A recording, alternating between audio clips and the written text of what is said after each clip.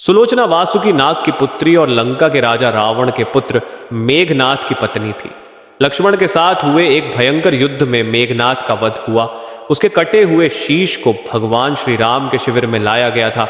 अपने पति की मृत्यु का समाचार पाकर सुलोचना ने अपने ससुर रावण से राम के पास जाकर पति का शीश लाने की प्रार्थना की, किंतु रावण इसके लिए तैयार नहीं हुआ।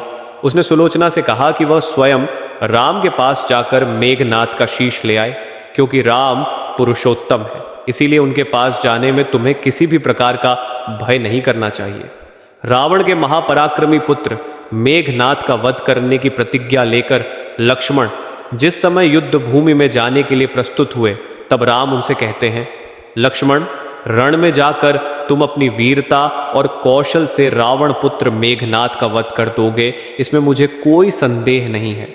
परंतु एक बात का विशेष ध्यान रखना कि मेघनाद का मस्तक भूमि पर कदापि नहीं गिरना चाहिए, क्योंकि मेघनाद एक नारी व्रत का पालक है और उसकी पत्नी परम पतिव्रता है। ऐसी साध्वी के पति का मस्तक अगर पृथ्वी पर गिर पड़ा तो हमारी समस्त सेना का ध्वंस हो जाएगा और युद्ध में विजय की आशा त्याग देनी पड़ेगी। लक्ष्मण अपनी सेना लेकर चल पड़े। सम्र भूमि में उन्होंने वैसा ही किया। युद्ध में अपने बाणों से उन्होंने मेघनाद का मस्तक उतार लिया, पर उसे पृथ्वी पर नहीं गिरने दिया। हनुमान उस मस्तक को रघुनंदन के पास ले आए। मेघनाद की दाहिनी भुजा आकाश में उड़ती हुई उसकी पत्नी सुलोचना के पास जाकर गिरी। सुलोचना चकित हो गई। दूसरे ही क्षण अन्यत दुख से कातर होकर विलाप करने लगी, पर उसने भुजा को स्पर्श नहीं किया। उसने सोचा, संभव है यह भुजा किसी अन्य व्यक्ति की हो, ऐसी दशा में पर पुरुष के स्पर्श का दोष मुझे लगेगा। निर्णय करने के लिए उसने भुजा से कहा, यदि तू मेरे स्वामी की भुजा है तो मेरे पतिव्रत की शक्ति से युद्ध का सारा वृतांत लिख दे। भुजा में दासी ने लेखनी पकड़ा दी। लेखनी ने लिख दिया, प्राण प्रिय, यह भुजा मेरी ही है। युद्ध भूमि में श्री राम के भाई लक्ष्मण से मेरा युद्ध हुआ। लक्ष्मण ने कई वर्षों से पत्नी, अन्न और निद्रा छोड़ रखी है। वे तेजस्वी तथा समस्त बैरवी गुणों से संपन्न है। संग्राम में उनके साथ मेरी एक नहीं चली। अंत में उन्हीं के बाणों से विद्ध होने से मेरा प्रणात हो गया। मेरा शीश श्री राम के पास है। पति की भुजा लिखित पंक्तियां पढ़ते ही सुलोचना व्याकुल हो गई।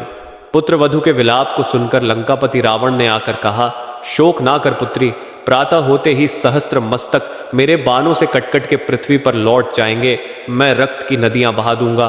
करुण चीत्कार करती हुई सुलोचना बोली, पर इससे मेरा क्या लाभ होगा? सहस्त्र क्या करोड़ों शीश भी मेरे स्वामी के शीश के अभाव की पूर्ति नहीं कर सकेंगे।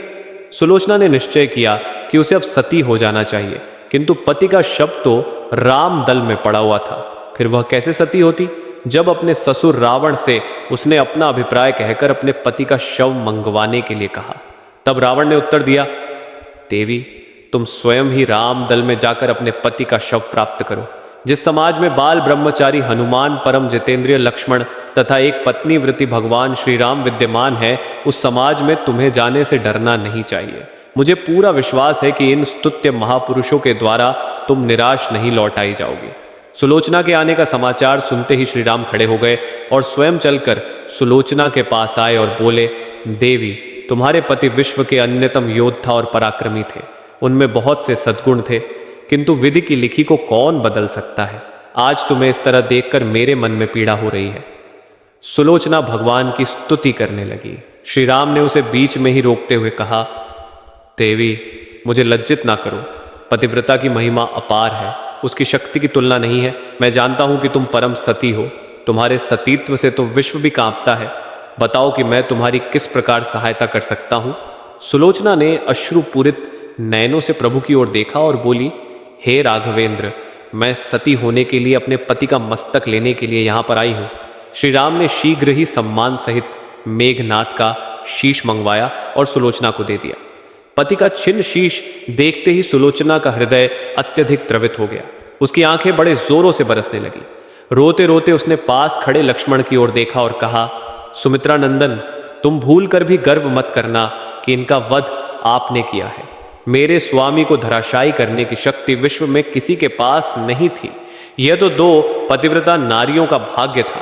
आपकी पत्नी भी पतिव्रता है और मैं भी पति चरणों में अनुरक्ति रखने वाली उनकी अनन्य उपासिका हूं, पर दुर्भाग्य से मेरे पति एक पतिव्रता नारी का अपहरण करने वाले पिता का अन्न खाते थे और उन्हीं के लिए युद्ध में उतरे थे।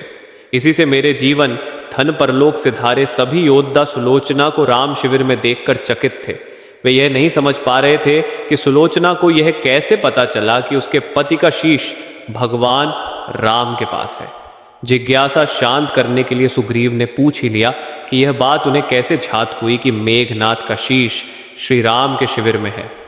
सुलोचना ने स्पष्टता से बता दिया, मेरे पति की भुजा युद्ध भूमि से उड़ती हुई मेरे पास चली गई थी, उसी ने लिखकर मुझे बता दिया।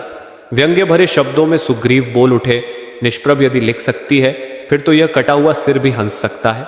श्री राम ने कहा, व्यर्थ बातें मन करो मित्र, पतिव्रता के महाम दया को तुम नहीं जानते।